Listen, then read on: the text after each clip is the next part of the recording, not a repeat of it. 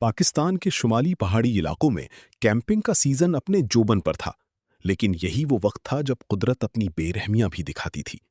पिघलती हुई बर्फ और नागहानी बारिशों ने रास्तों को दलदल और पहाड़ों को कांच की तरह फिसलना बना दिया था।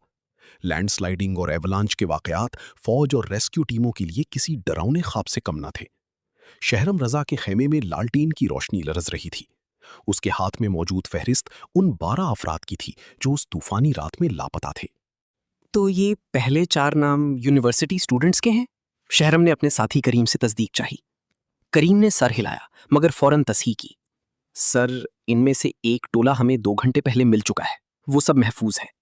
शहरम ने इत्मीनान से फहरिस्त पर लकीर फेरकर तीसरा नाम काट दिया।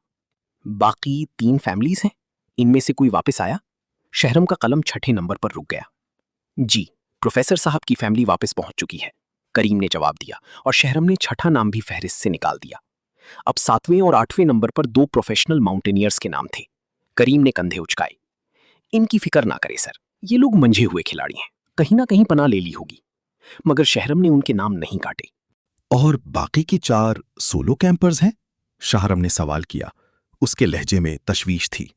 हाँ भाई, मुझे तो समझ नहीं आता कि इन लोगों को अकेले मरने की इतनी जल्दी क्यों होती है। करीम ने तंजिया कहा। शाहरम एक एक करके नाम पढ़ता जा रहा था, यहां तक कि उसकी नजरें फहरिस्त के आखिरी नाम पर जाकर थम गईं। 12वां नंबर, माह तारा काजी। नाम पढ़ते ही जैसे खेमे की दीवारें गायब हो गईं और शाहरम बरसों पीछे चला गया। वो नाम, वो शख्सियत, उसके जहन के किसी बंद खाने में कैद यादें अचानक बेदार हो गईं। ये नाम उसके लिए महज एक लापता सयाह का नहीं था, बल्कि एक अधूरी दास्तान का उन्वान था। माह तारा काजी, शाहरम ने धीमे लहजे में दोहराया। उसकी आंखों में हैरत और कर्ब का एक अजीब इम्तिजाज था, जैसे उसे यकीन ना आ रहा हो कि वो नाम एक बार फिर उसके सामने इस हाल में आएगा। किंजा, जिसकी आंखें रोने से सुर्ख हो रही थीं, एहसन के सामने बैठी अपनी महरूमियों का रोना रो रही थीं। आई डोंट नो एहसन, तुम और किस किस इम्तिहान से मुझे गुजारोगे? उसने मासूमियत और बेचारगी के मिले जुले लहजे में पूछा। एहसन ने कुर्सी की पुश्त से टेक लगाई और सर्द लहजे में कहा, पहली बात किंजा, तुम्हें मेरे ऑफिस नहीं आना चाहिए था। हम शाम को मिलने वाले थे। मुझसे सब्र नहीं हो रहा था। किंजा की आवाज थोड़ी ऊंची हुई। तुम्हें हमेशा से पता था कि मैं शादीशुदा हूं। एहसन ने लफ्ज शादीशुदा पर खास जोर दिया ताकि उसे हकीकत का एहसास दिला सके। लेकिन मुझे हमेशा ये एहसास था कि तुम कवारे शादीशुदा हो। किंजा ने पलट कर जवाब दिया। तुमने उसे कभी कबूल नहीं किया और अब मैं सुन रही हूं कि तुम उसके साथ जिंदगी गुजारना चाहते हो। मैं समझ नहीं पा रहा कि तुम उन 5 हफ्तों को जिंदगी गुजारना क्यों कह रही हो। एहसन ने बेजारी से गहरी सांस ली। क्योंकि तुमने अपनी बीवी को गौर से नहीं देखा होगा, लेकिन मैंने आज सुबह उसकी तस्वीरें देखी हैं। मेरी कजन सबा ने दिखाई थी।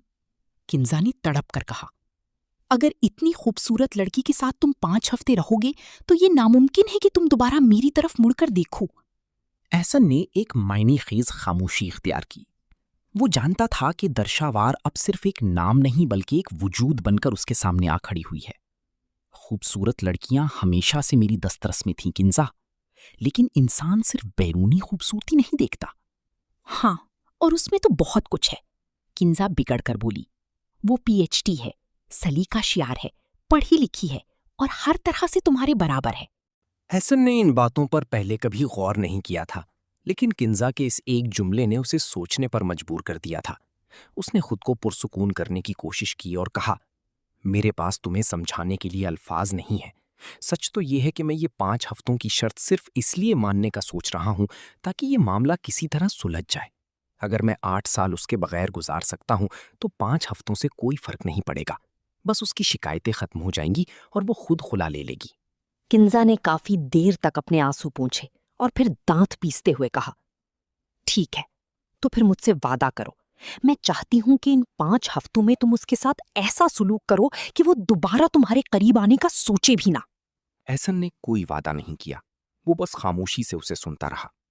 किंजा, मैंने 8 सालों में उसके साथ ऐसा ही सुलूक किया है कि उसने कभी मेरे करीब आने का नहीं सोचा। उसने याद दिलाया, जैसे ही ये 5 हफ्ते गुजरेंगे हम अगले हफ्ते निकाह कर लेंगे। मुझसे अब और सब्र नहीं होता। किंजा ने अपनी आखिरी शर्त रखी। एहसन ने सिर्फ इतना कहा, ठीक है, अगर तुम ऐसा चाहती हो तो ऐसा ही होगा, हम जरूर निकाह करेंगे। किंजा उस एक जुमले पर ही खुश हो गई। उसे लगा जैसे उसने जंग जीत ली हो, मगर वो ये नहीं जानती थी कि इन 5 हफ्तों में तकदीर अपना कौन सा खेल खेलने वाली है। महविश की आंखें जब भारीपन के साथ खुलीं तो कमरे में इर्तियाश महसूस हो रहा था। उसे ऐसा लगा जैसे जमीन लरज रही हो।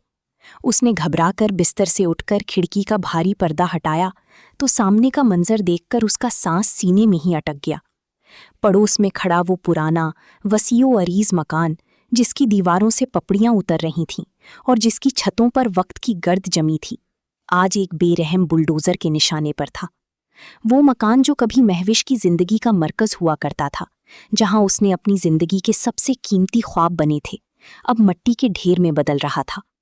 उस बोसीदा मकान की हर गिरती हुई ईंट के साथ महविश को ऐसा लगा जैसे उसके माजी का कोई हिस्सा टूट कर गिर रहा हो।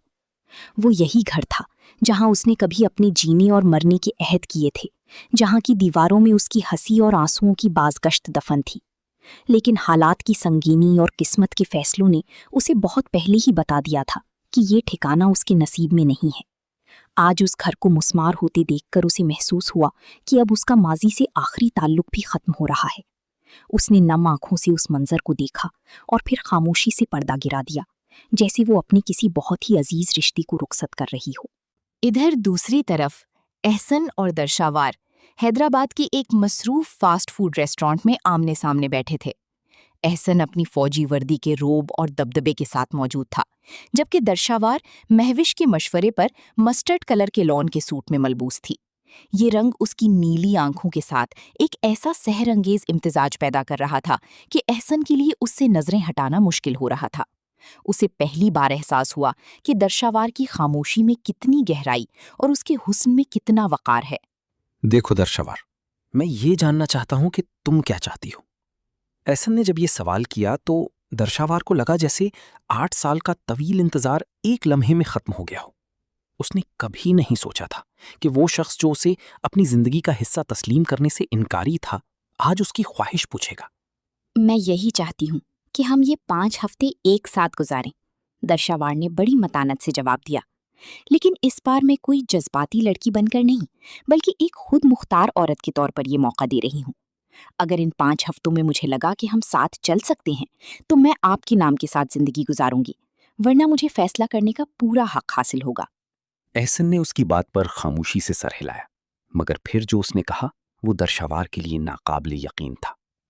मुझे माफ कर दो दर्शावार, मैंने तुम्हें इन 8 सालों में जिस महरूमी और बेइतनाई का शिकार रखा वो मेरा ज़र्फ नहीं था। मैं वाकई खुद को ये मौका देना चाहता हूँ कि देखूं क्या मैं एक घर बसाने के लायक भी हूं या नहीं। दरशहवार का दिल अंदर से खुशी से नाच रहा था। वो मोहब्बत जो उसे हमेशा एक ख्वाब लगती थी, आज एक हकीकत बनकर उसके सामने माफी की सूरत में खड़ी थी।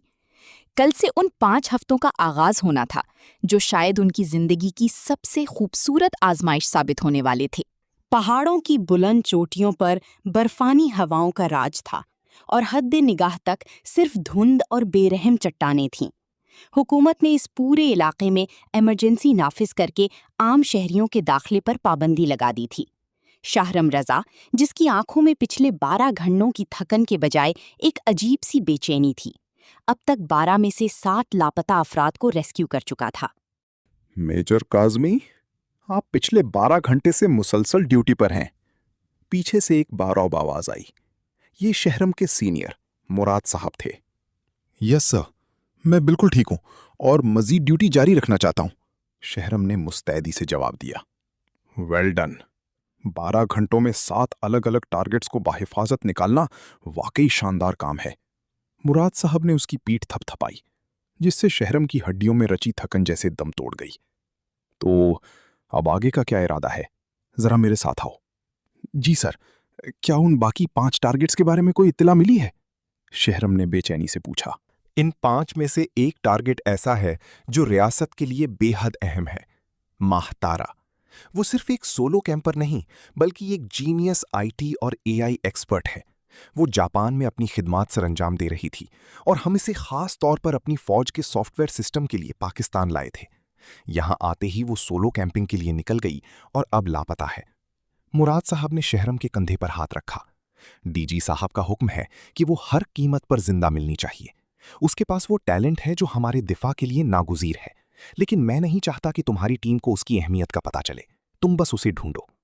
मुराद साहब उसकी शबाहत बताने लगे। 5 फुट 4 इंच कद, सांवला रंग, ग्रे आंखें और लंबे बाल।